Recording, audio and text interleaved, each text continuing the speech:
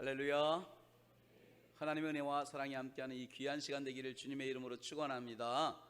우리 서로 좌우 앞뒤로 한번 축복합니다. 오늘 당신에게 좋은 일이 일어날 것입니다. 여러분의 그 고백대로 이루어지기를 간절히 소망합니다. 아멘. 성공보다 더 중요한 거 참 우리에게 주시는 귀한 말씀이죠. 우리 지난 시간의 말씀을 이어서 하면은요, 이스라엘 백성들이 하나님의 은혜로 요단을 건넜다는 이 소식이요, 얼마나 빠르게 주변에 있는 나라들에게 퍼진지 모릅니다. 근데 반응이 달라요. 어떤 나라들은 이스라엘이 건넜구나, 또 멀리 있는 나라들은 그런 일도 있었구나 그래요. 근데 재밌는 것은요, 오늘 1절입니다. 그 이스라엘이 건넜다는 이야기를 듣고 심각하게 반응하는 사람들이 있습니다. 우리 한번 1절을 같이 읽어볼까요? 같이 읽습니다. 시작.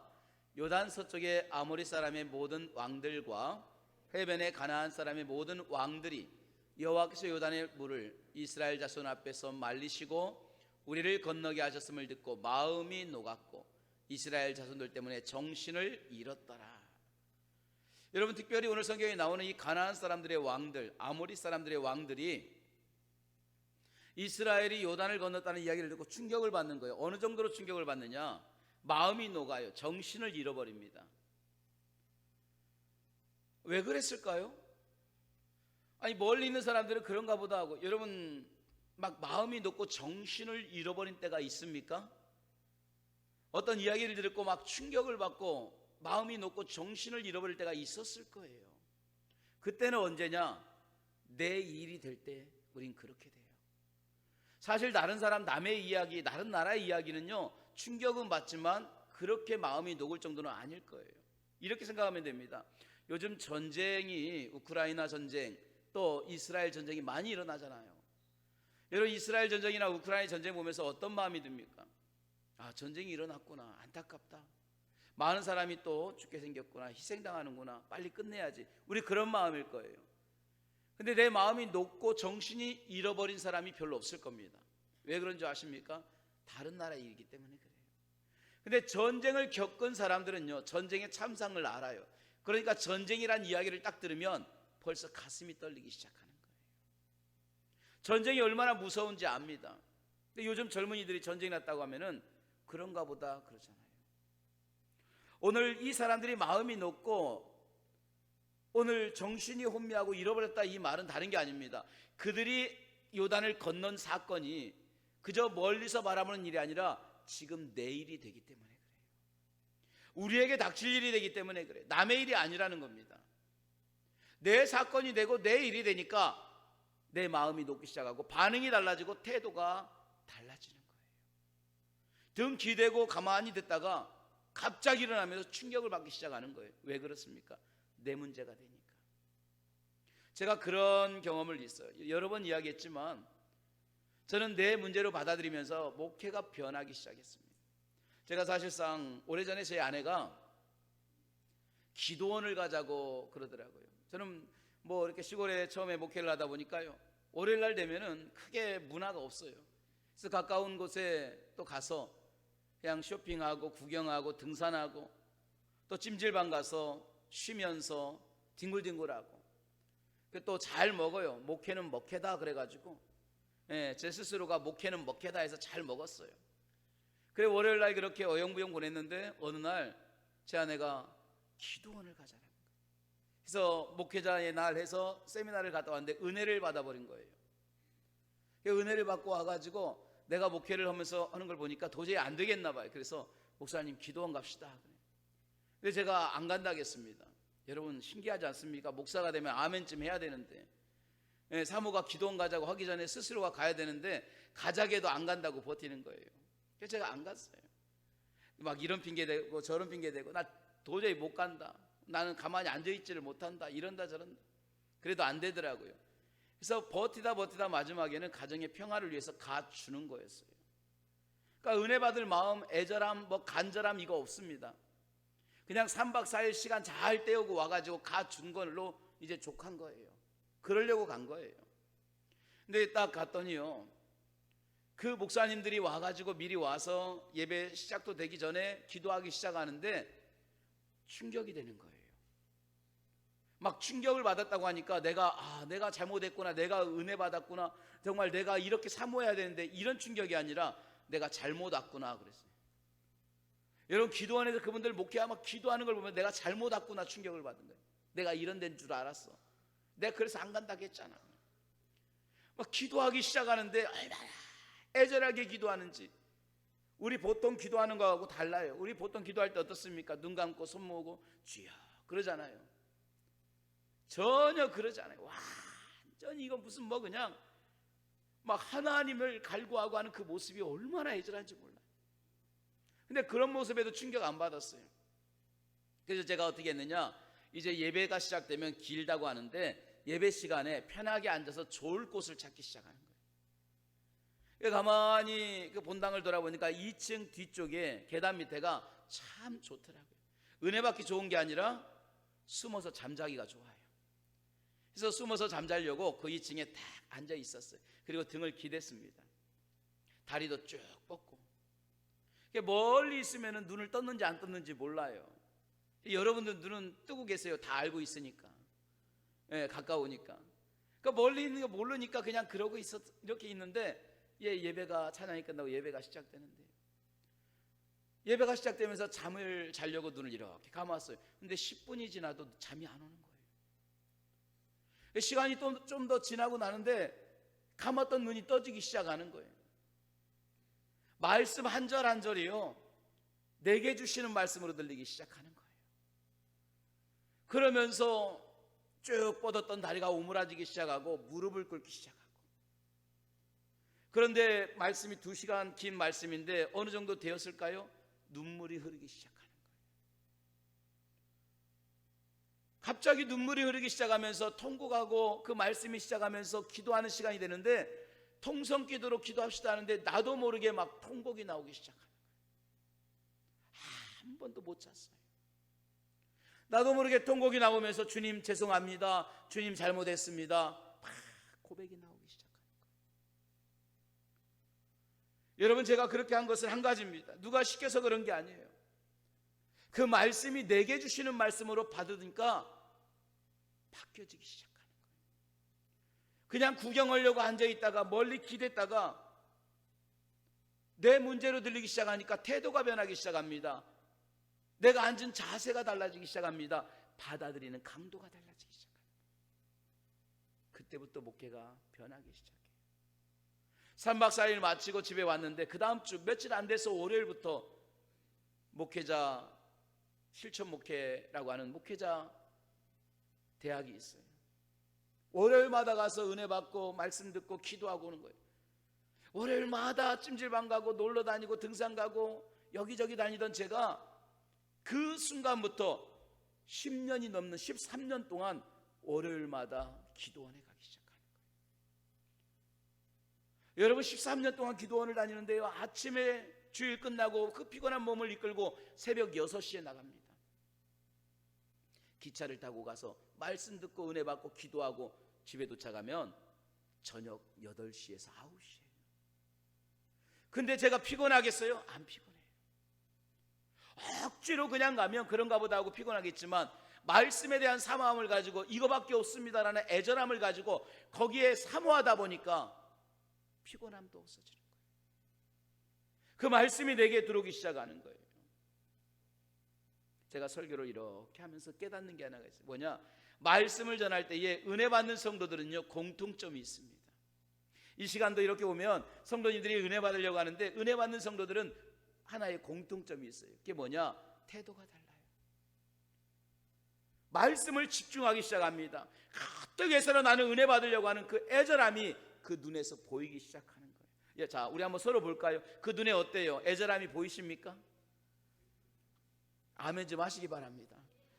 할렐루야. 애절함이 보이는 거예요. 이 말씀 내 말씀입니다 하면서 애절하게 안 놓치려고 하는 그 모습이 이 멀리서도 보여요. 제가 어렸을 때 저희 집에 단독주택이었는데 마룻바닥에 이렇게 누워있으면요, 그 제비가 항상 와요. 그 제비집이 있는데요, 그 제비집이 왔다 갔다 하는 제비가 참 이렇게 재밌는 거예요. 근데 제비가 왔다 갔다 하는데 입에 꼭 뭔가를 물고 와요. 물고 오면 가만히 보면은요, 이 노란 이 새끼들을 보면 이 여기가 이거 노랗잖아요. 노란 걸 하면 칙칙칙칙 합니다. 그러면은 어미가 와가지고 물고 이렇게 딱 하나를 주는데 분명히 제가 볼 때는 아까 제 먹었던 애예요. 근데 걔가 또 일어나는 거예요. 제가 알잖아요. 누워가지고 1번, 2번, 3번. 근데 어미만 오면 1번이 계속 일어나는 거예요. 하도 먹으니까 걔는 등치가 똑같은데도 등치가 커요. 근데 걔가 또 먹어. 근데 어미는 걔한테 또 줘. 왜 그런지 아십니까? 입을 벌리니까 주더라고요. 먹으려고 막 먼저 다른 그 새끼들을, 다른 형제들을 막 누르면서 올라가니까 입을 벌리니까 거기다 넣어주더라고요. 은혜도 마찬가지. 은혜는 사모하는 자에게 주시는 줄로 믿습니다. 하나님의 말씀은 애절한 자에게 주시는 줄로 믿습니다. 할렐루야. 사모함이 달라요. 여러분, 말씀은 두 가지입니다. 우리가 말씀이라고 할 때는 로고스라고도 하고 두 번째로 레마라고도 합니다. 근데 로고스라고 하는 이 말은 뭐냐? 창세기부터 요한계시록까지 쓰여 있는 말씀, 이걸 로고스라고 하는 거예요. 우리가 방금 읽었던 이 말씀과 같이 이스라엘 자손이 이렇게 하였더라, 이게 그냥 로고스예요. 근데 레마는 뭐냐? 읽다가 보면 여러분이 마음에 뜨거워지는 말씀이 있죠. 여호와는 나의 목자시니 내게 부족함이 없다. 이 말씀이 있는데 나도 모르게 부족함이 없는 하나님이 채우신 은혜가 확 들어와요. 그 내 마음을 뜨겁게 하는 말씀이 레마라고 하는 거예요. 그러니까 우리는 로고스를 읽다가 마음을 뜨겁게 하고 내 눈을 촉촉하게 만들고 가슴을 뜨겁게 만드는 이 말씀이 레마인데, 여러분, 로고스가 많은 사람이 능력의 사람이 아니라 레마가 많은 사람의 능력의 사람인 줄로 믿습니다. 레마가 많은 사람이 은혜의 사람인 줄로 믿습니다. 저는 여러분들의 가슴에 오늘 하나님이 주시는 이 레마가 가득가득 채워지기를 주님의 이름으로 축원합니다. 할렐루야. 자, 오늘 이스라엘 백성들의 이 요단을 건넜다. 왜 아모리 그리고 가나안 왕들이 왜 정신이 혼미합니까? 내 문제니까. 내 문제가 될 때는 정신이 혼미해지는 거예요. 마음이 녹기 시작하는 겁니다. 그렇게 이스라엘은 이제 요단을 건너서 길가를 지나갑니다. 그리고 약속의 땅을 향해서, 여리고를 향해서 막 전진합니다. 자, 그런데 그 순간 하나님께서 멈추라고 하는 거예요. 열심히 가는데 하나님이 뭐라고 하느냐? 스톱! 그래요. 그러면서 하나님께서 그들에게 한 가지 요구를 하십니다. 우리 2절을 같이 읽어볼까요? 2절 말씀입니다. 같이 읽습니다. 시작. 그때 여호와께서 여호수아에게 이르시되 너는 부싯돌로 칼을 만들어 이스라엘 자손들에게 다시 할례를 행하라 하시매. 자, 요단을 건너서 전진만 하면 됩니다. 근데 하나님이 뭐라고 하느냐? 멈춰. 그래요. 그리고 이스라엘 백성들에게 할례를 행하라고 합니다. 우리가 할례라는 것은 다 알고 있지만 남자의 생식기의 표피를 잘라내는 그런 행위입니다. 시간도 걸리고 아프기도 하고 고통도 오고, 근데 하나님이 오늘 이 길가에서 쏙 그래요. 그리고 먼저 가기 전에 이 일부터 행해 그래요. 그리고 4절과 5절에 그 이유에 대해서 말씀해 주는 거예요. 왜 해야 되는지 같이 읽어보겠습니다. 4절과 5절 마저 읽습니다. 여호수아가 할례를 시행한 까닭은 이것이니 이스라엘에서 나온 애굽에서 나온 모든 백성 중 남자 곧 모든 군사는 애굽에서 나온 후 광야길에서 죽었는데 그 나온 백성은 다 할례를 받았으나 할례를 받지 못하였음이니라. 아멘. 자, 이 말씀은 이런 겁니다. 애굽에서 나온 1세대는 다 할례를 받았어요. 그리고 하나님의 말씀에 따라 약속의 땅까지 갔다가 저들이 불평으로 인하여서 다시 광야로 40년을 돌게 되죠. 그리고 광야에서 다 죽게 됩니다. 그리고 1세대는 거기서 없어졌어요. 그 과정에서 2세대가 태어난 거예요. 그 2세대는 부모 쫓아서 열심히 다녔습니다. 그 앞에 갔다가 광야까지 갔다가 또 고생하다가 이제 요단을 건너서 약속의 땅을 향해 간 거예요. 그런데 중요한 건 뭐냐? 1세대는 할례를 다 받았지만 2세대는 광야에서 태어나다 보니까, 정신없다 보니까 또 여러 가지 이유로 할례를 받지 못한 거예요. 그래서 하나님이 거기서 멈추게 하신 거예요. 근데 이런 궁금증이 들어죠. 하나님, 할례가 뭐길래 왜 가다 말고 지금 여기서 받으라고 하시나요? 여러분, 그렇잖아요. 얼마든지 나중에 할 수도 있습니다. 일단 가던 길 다 하고 다 마치고 여유가 있을 때, 그때 충분히 천천히 할례 받을 수 있잖아요, 할 수 있어요. 그런데 지금 이 길가를 지나는 중요한 길목이에요. 여리고로 간다는 소문이 다 퍼졌습니다. 저들도 준비하고 있고 언제 공격할지 몰라요. 정말 힘들고 중요한 위기의 순간이기도 합니다. 그런데 왜 지금 굳이 여기서, 왜 가던 길 한가운데서 이 중요한 때에 이 일을 행하라고 하셨을까? 왜 멈추라고 하셨을까요?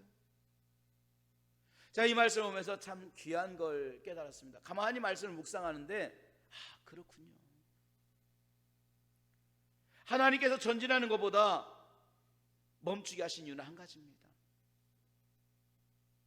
전진해서 나가는 것보다 중요한 것이 있다라는 거예요. 너 열심히 가가지고 그 땅을 정복하는 것보다 더 중요한 게 있어. 너 성공하는 것보다 더 중요한 게 있어. 너 취직하고 너 열심히 달려가서 네 목적을 이루고 사는 그거보다 더 중요한 게 있어. 주님, 그게 뭐예요? 하나님과 관계를 바르게 세우는 거야. 신앙의 관계를 바르게 세우는 거예요. 여러분, 할례는 다른 게 아닙니다. 하나님과의 언약의 표시예요. 내가 하나님의 자녀가 되고 내가 하나님께 속겠습니다, 하나님은 나의 주인입니다, 고백하는 게 할례입니다.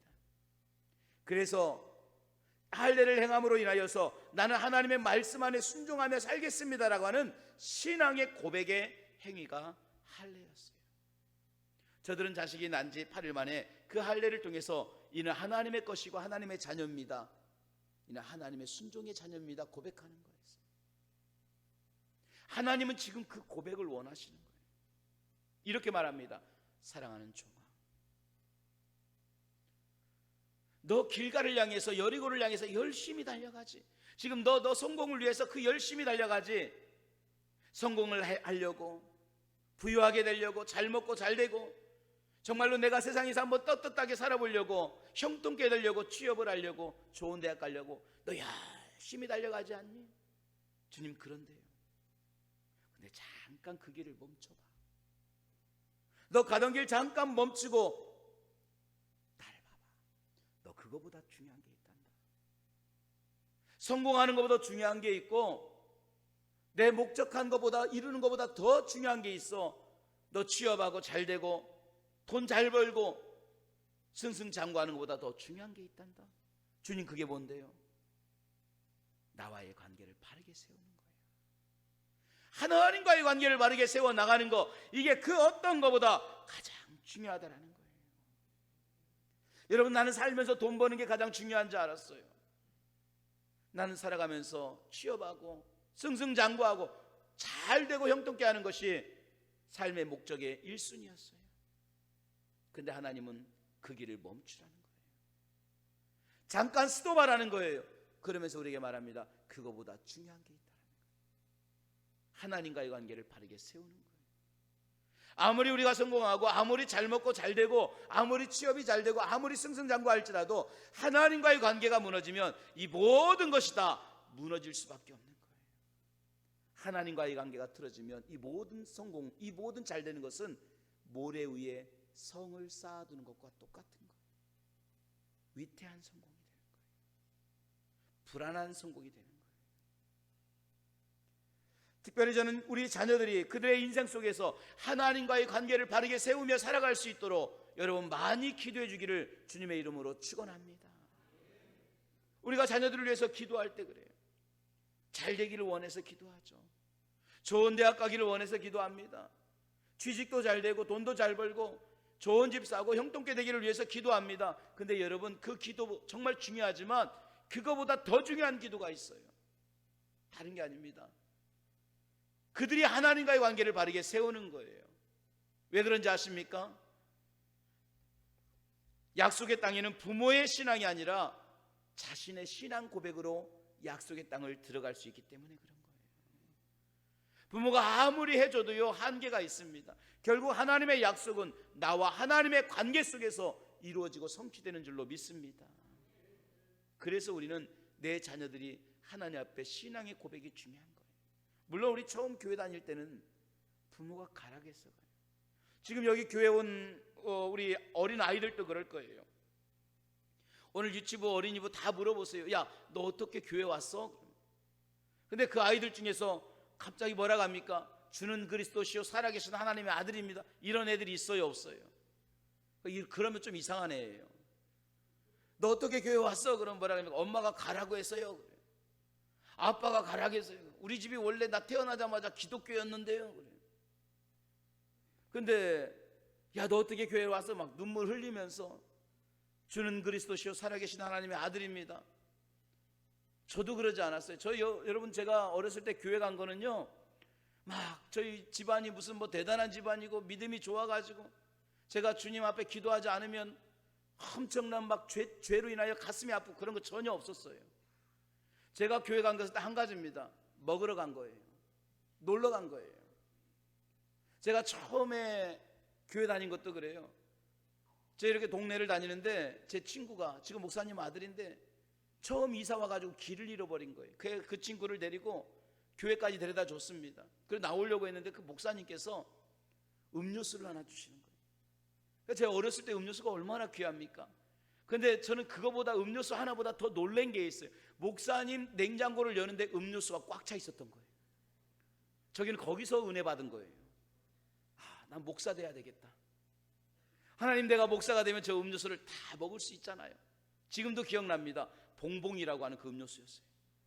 근데 알고 봤더니 목사님이 새로 와가지고 성도님들이 인사하러 그날 그 음료수를 들고 왔던 거예요. 타이밍이 기가 막히게 맞은 거예요. 근데 그때 저는 신앙의 고백을 했습니다. 목사가 돼야지.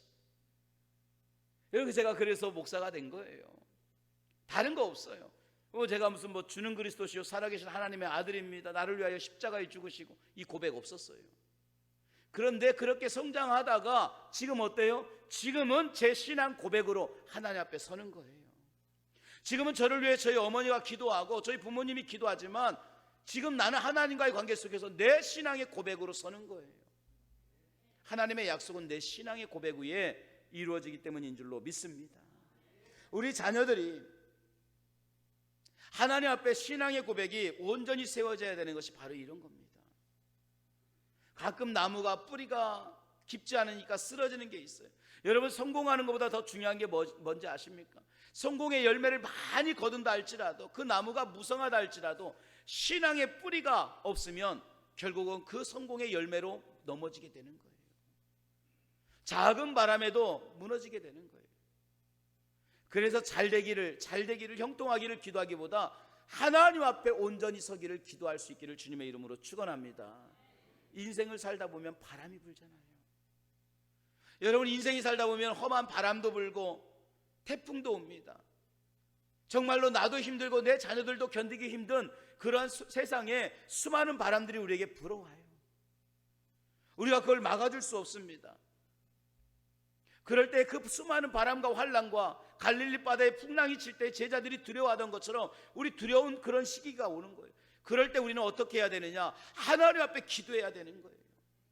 근데 성공만을 바라는 인생은요, 결국 성공의 그 엄청난 무게와 열매 때문에 그 바람 앞에 뿌리가 깊지 않으니까 그 나무가 통째로 넘어가는 거예요. 우리는 하나님 앞에 깊은 뿌리를 내릴 수 있도록 내 자녀가 그렇게 환난과 고난과 바람 속에서도 흔들리지 않도록 여러분 많이 기도해 줄 수 있기를 주님의 이름으로 축원합니다. 오늘 하나님의 말씀을 내 말씀으로 듣기를 원합니다. 그 말씀이 나에게 주시는 말씀으로 받기를 원합니다. 이 말씀이 여러분의 가슴을 뜨겁게 하는 레마의 말씀 되기를 원합니다. 특별히 자녀를 위해서 많이 기도할 때 성공을 위해서도 기도하겠지만 그 모든 것들보다 먼저 하나님 앞에 바른 관계를 세우고 신앙의 온전한 관계를 맺어가는 귀한 자녀가 되기 위해서, 우리 가정이 되기 위해서, 그런 내 삶이 되기 위해서 기도하기를 원합니다. 그런 관계 속에서 하나님은 여러분의 삶을 더욱더 든든하게 신앙의 뿌리를 온전히 내림으로 그 모든 걸 감당할 수 있는 은혜와 축복을 주실 줄로 믿습니다. 이런 은혜가 여러분의 삶에 차고 넘치기를 주님의 이름으로 축원합니다. 할렐루야. 기도하겠습니다.